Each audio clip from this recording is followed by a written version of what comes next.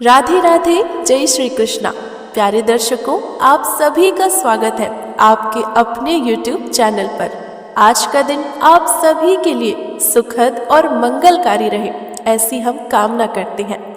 आज दिनांक है 16 नवंबर 2025 और दिन है रविवार। जैसा कि आप सभी जानते हैं, हम अपने चैनल पर प्रतिदिन आप सभी के लिए ला रहे हैं मार्गशीर्ष मास के महत्व की कथाएं, क्योंकि इस महीने भगवान श्री कृष्ण को प्रसन्न करने के लिए, उनकी कृपा को प्राप्त करने के लिए कथाओं का श्रवण अवश्य ही करना चाहिए।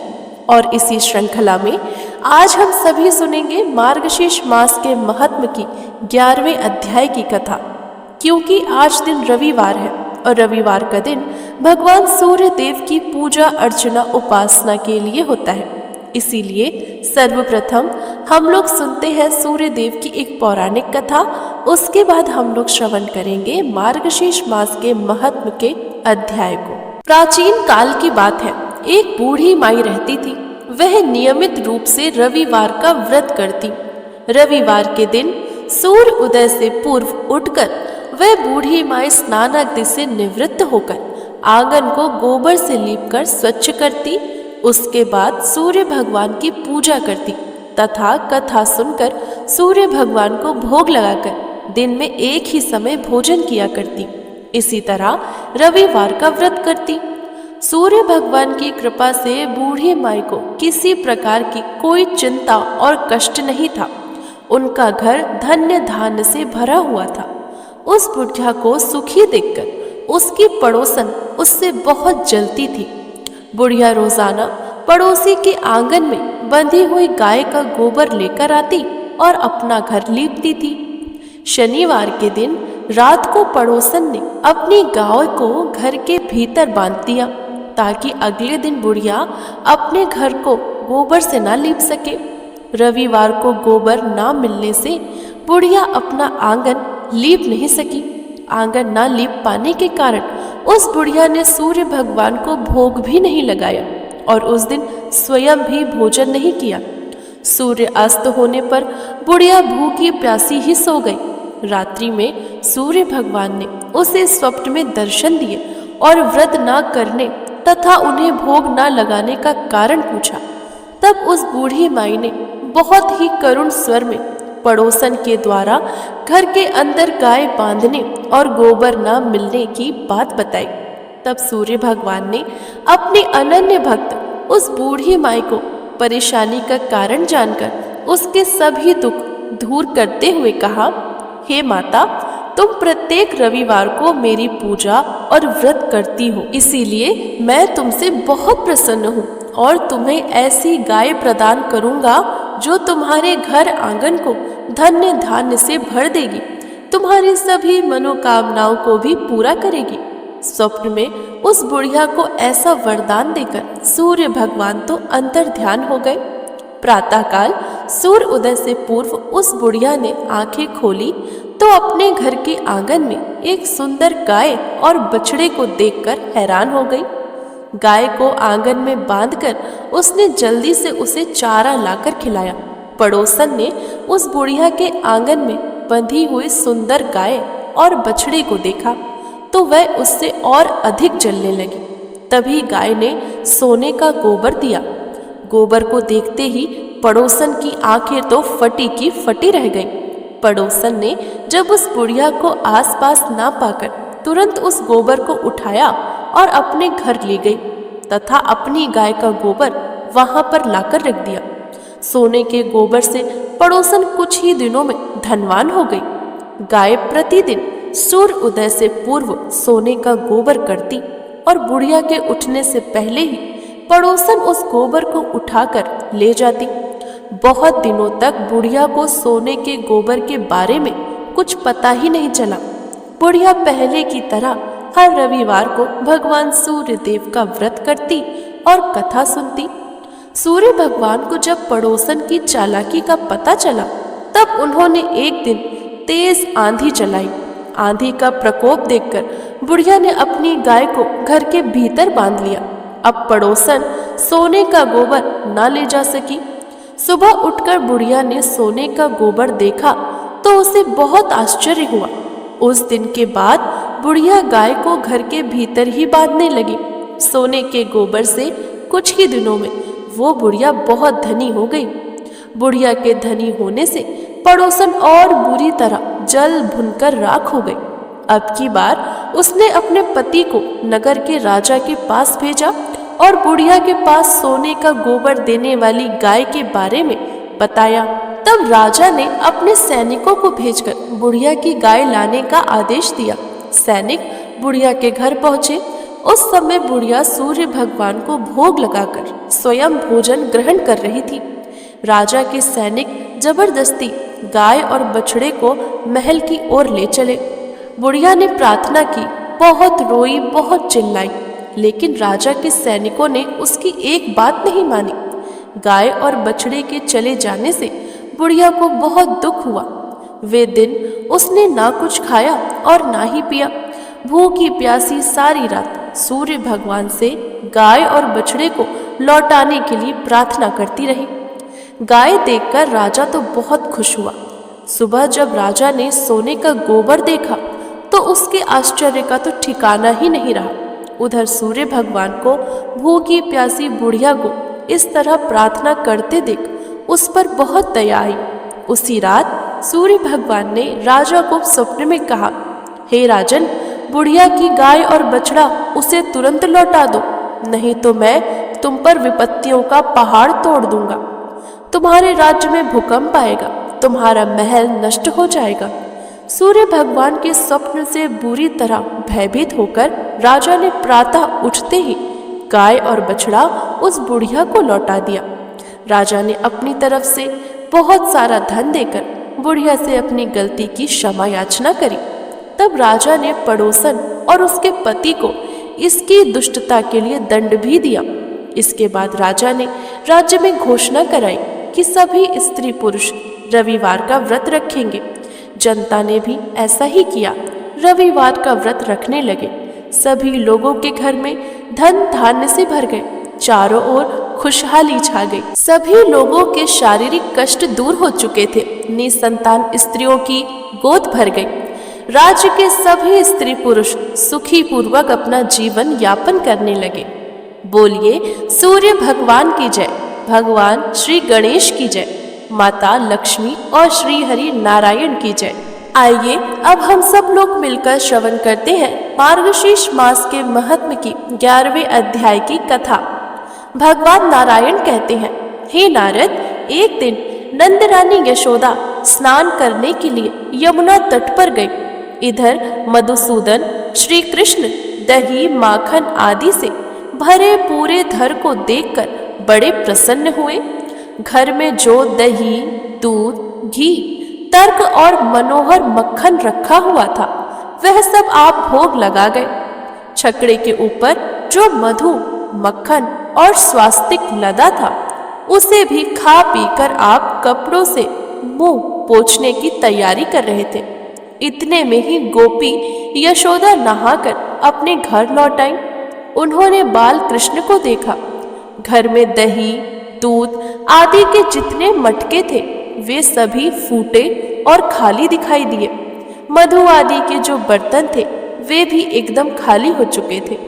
यह सब देखकर यशोदा मैया बालक से पूछा, अरे यह तो बड़ा उद्युक्त कर्म है। बच्चों, तुम सच सच बताओ, किसने ये अत्यंत दारुण कर्म किया है? यशोदा की बातों को सुनकर सभी बालक एक साथ बोल उठे, मैया, हम सच कहते हैं, तुम्हारा लाला ही सब कुछ खा गया, हम लोगों को तनिक भी नहीं दिया। बालकों का यह वचन सुनकर नंद रानी कुपित हो उठी और लाल लाल आंखें किए बेत लेकर दौड़ी। इधर गोविंद भाग निकले, मैया उन्हें पकड़ ना सकी। भला जो शिव आदि के ध्यान में नहीं आते, योगियों के लिए भी जिन्हें पकड़ पाना अत्यंत कठिन है, उन्हें यशोदा जी कैसे पकड़ पाती? यशोदा जी पीछे करते करते थक गई, शरीर पानी से लथपथ हो गया। वे मन ही मन क्रोध भरकर खड़ी हो गई। उनके कंठ, ओठ और तालू सूख चुके थे। माता को यूं थकी हुई देखकर कृपालु पुरुषोत्तम जगदीश्वर श्री कृष्ण मुस्कुराते हुए उनके सामने खड़े हो गए। नंदरानी उनका हाथ पकड़कर अपने घर ले आई। उन्होंने मधुसूदन को वस्त्रों से वृक्षों में बांध दिया। भगवान श्री कृष्ण बंधकर यशोदा अपने घर चली गई तथा जगतपति परमेश्वर श्री हरि वृक्ष की जड़ के पास खड़े हो गए। हे नारद, श्री कृष्ण के स्पर्श मात्र से वह पर्वताकार वृक्ष सहसा भयानक शब्द करके वहां पर गिर पड़ा। उस वृक्ष से सुंदर वेशधारी एक दिव्य पुरुष प्रकट हुआ। वह रत्नमय अलंकारों से विभूषित गौर वर्ण तथा किशोर अवस्था का था।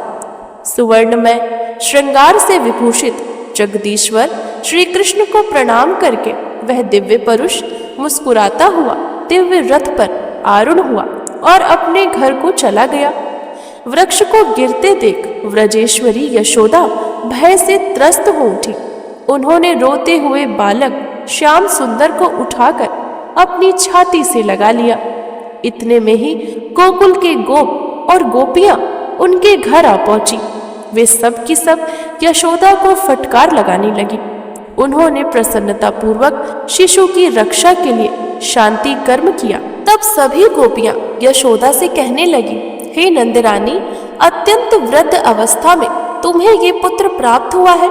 संसार में जो भी धन धान्य तथा रत्न है वह सब पुत्र के लिए ही है। आज हमने सचमुच यह जान लिया कि तुम्हारे भीतर सुबुद्धि नहीं है। जो खाद्य पदार्थ पुत्र ने नहीं खाया वह सब इस भूतल पर निष्फल ही है। ओ निष्ठुर, तुमने दही दूध के लिए अपने लाला को वृक्ष की जड़ों में बांध दिया और स्वयं घर के सारे कामकाज करने लगी। देववश वृक्ष गिर पड़ा, किंतु हम गोपियों के सौभाग्य से वृक्ष के गिरने पर भी बालक जीवित बच गया।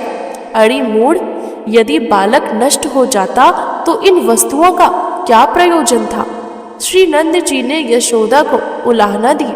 ब्राह्मणों और बंदीजनों बालकों को शुभ आशीर्वाद दिए। सबने मिलकर ब्राह्मणों से श्री हरि का नाम कीर्तन करवाया। तब नारद जी ने पूछा, हे भगवान, वह सुंदर वेशधारी पुरुष कौन था जो गोकुल में वृक्ष होकर रहता था? किस कारण से उसे वृक्ष होना पड़ा था?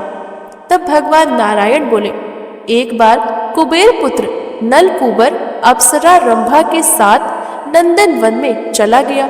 वहां उसने भांति भांति के विहार किए। इसी समय महर्षि देवल उधर से निकले। उनकी दृष्टि नलकूबर और रंभा पर पड़ गई। इधर मुनियों को देखकर भी नलकूबर रंभा से उठकर उनका सम्मान नहीं किया। मुनिवर देवल उन दोनों की ऐसी दुर्वृत्ति देखकर कुपित हो गए और उन्हें श्राप देते हुए बोले, नलकूबर, तुम गोकुल में जाकर वृक्ष रूप धारण करो। फिर श्री कृष्ण का स्पर्श पाने पर अपने भवन में लौट आओगे।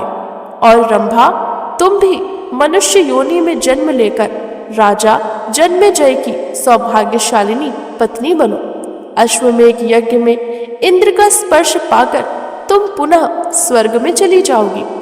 वह नलकूबर ही यह वृक्ष बना और रंभा ने भारत में राजा सुचंद्र की कन्या स्वरूप जन्म लेकर जन्मेजय की महारानी बनने का सौभाग्य प्राप्त। जन्मेजय के अश्वमेघ यज्ञ में इंद्र ने महारानी को स्पर्श कर लिया। इससे उसने योगावल्म में करने के देह को त्याग दिया और वह स्वर्ग धाम को चली गई। हे महामुने, इस प्रकार मैंने अर्जुन वृक्ष के भंग होना तथा नलकूबर एवं रंभा के शाप मुक्त होने का सारा वृत्तांत कह सुनाया। श्री कृष्ण का पुण्यदायक चरित्र जन्म, मृत्यु एवं जरा का नाश करने वाला है। इसका इस स्वरूप में वर्णन किया गया है। अब उनकी दूसरी लीलाओं का वर्णन भी सुनो। अब इसके आगे की कथा हम लोग रसपान करेंगे कल के अध्याय में। आइए अब हम सब मिलकर श्रवण करते हैं मधुराष्टकम और श्री कृष्ण चालीसा का पाठ। मधुराष्टकम। अधरम मधुरम वदनम मधुरम नयनम मधुरम हसितम मधुरम हृदयम मधुरम गमनम मधुरम मधुराधिपति वचनं मधुरं चरितं मधुरं वसनं मधुरं वलितं मधुरं चलितं मधुरं भ्रमितं मधुरं मधुराधिपतिरखिलं मधुरं वेणु मधुरो रेणु मधुरो पाणि मधुरो पाद मधुरो नृत्यं मधुरं सख्यं मधुरं मधुराधिपतिरखिलं मधुरं गीतं मधुरं पीतं मधुरं भुक्तं मधुरं सुप्तं मधुरं रूपं मधुरं तिलकं मधुरं मधुराधिपतिरखिलं मधुरं करणं मधुरं तरणं मधुरं हरणं मधुरं रमणं मधुरं वमितं मधुरं शमितं मधुरं मधुराधिपतिरखिलं मधुरं गुञ्जा मधुरा माला मधुरा यमुना मधुरा वीची मधुरा सलिलं मधुरं कमलं मधुरं मधुराधिपतिरखिलं मधुरं गोपी मधुरा लीला मधुरा युक्तं मधुरं भुक्तं मधुरं दृष्टं मधुरं शिष्टं मधुरं मधुराधिपतिरखिलं मधुरं गोपा मधुरा गावो मधुरा यष्टि मधुरा सृष्टि मधुरा दलितं मधुरं फलितं मधुरं मधुराधिपतिरखिलं मधुरं मधुराधिपतिरखिलं मधुरम। आइए अब हम लोग श्री कृष्ण चालीसा श्रवण करते हैं। वंशी शोभित कर मधुर नील जलद तन श्याम अरुण अधर जनु बिमल फल पीतांबर शुभ साज जय मनमोहन मदन छवि कृष्ण चंद्र महाराज करहु कृपा हे रवि तनय रखौ जन की लाज। जय यदुनंदन जय जगवंदन जय वसुदेव देव की नंदन जय यशोदासुत नंद दुलारे जय प्रभु भक्तन के दृग तारे जय नट नागर नाग नथैया कृष्ण कन्हैया धेनु चुरैया पुनि नख पर प्रभु गिरवर धारो आओ दीनन कष्ट निवारो। वंशी मधुर अधर धरि तेरे होवे पूर्ण मनोरथ मेरे आओ पुनि हरि माखन चाखो आओ लाज भारत की राखो।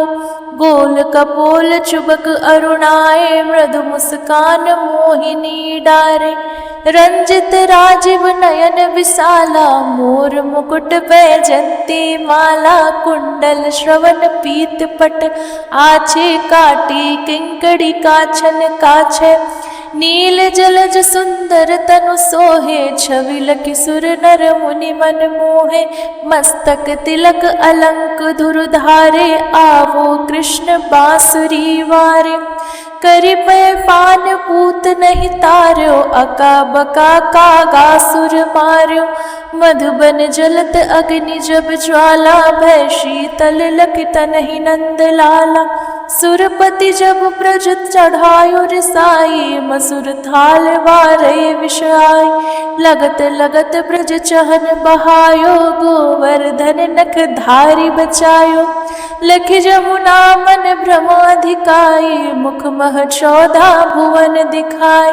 दुष्ट कंस अति उधम मचायो, कोटि कमल जब फूल मंगायो। नाथी काली है जब तुन लीनो, चरण चिन्ह दय निर्भय कीन्हो। करि गोपिन संग रास बिलासा, सबकी पूरन करि अभिलाषा। केतिक महा असुर संहार्यो, कंसहि केस पकड़हि दई मार्यो। मातु पिता की बंदी छुड़ाई, उग्रसेन कह राज दिलाई। मह के मृतक छहो सुत लायो, माति देव की शोक मिटायो। भौमासुर मुर दैत्य संहारी, लाए 68 सहस कुमारी। दय भी नहीं तृण चीर संहारा, जरा सिंधु राक्षस कह मारा। असुर बकासुर आदिक मार्यो, भक्तन के दब कष्ट निवारो। तीन सुदामा के दुख टार्यो, तंदुल 3 मुट्ठी मुख डार्यो। प्रेम के सागर विदुर घर आयो, दुर्योधन के मेवा त्यागो। लखी प्रेम की महिमा भारी, ऐसे श्याम दीन हितकारी। भारत के पारथ रथ हाक्यो, लिए चक्र कर नहीं भल ताको। निज गीता के ज्ञान सुनाए, भक्तन हृदय सुधा वर्षाए। मीरा थी ऐसी मत वाली, विष पी गई बजा कर ताली। राजा भेजा सांप पिटारी, शाली ग्राम बने बनवारी। निज माया तुम वित ही दिखायो, उरते संशय सकल मिटायो। तब शत निंदा करी तत्काला, जीवन मुक्त भयो शिशुपाला। जब ही द्रौपदी टेर लगाई, दीनानाथ लाज आप बचाई। तुरत ही बसन बने नंदलाला, बढ़े चीर भय अरे मुख काला। असनाथ के नाथ कन्हैया, डूबत भवर बचावत नैया। सुंदर दास आसुर धारी, दया दृष्टि की जय बनवारी। नाथ सकल मम कुमति निवारो, क्षमहु बेगी अपराध हमारो। खोलो पट अब दर्शन दीजय, बोलो कृष्ण कन्हैया की जय। बोलो कृष्ण कन्हैया की जय, बोलो कृष्ण कन्हैया की जय। यह 40 कृष्ण का पाठ करे उरधारी, अष्ट सिद्धि नवनिधि फल लहे पदारथ चारी। तो ये थी आज के अध्याय की कथा, साथ साथ मधुराष्टकम और श्री कृष्ण चालीसा का पाठ। हमारे साथ जुड़े रहने के लिए बहुत बहुत धन्यवाद। आप सभी का दिन मंगलमय हो, ऐसी हम कामना करते हैं। हरे कृष्णा, जय श्रीमन नारायण।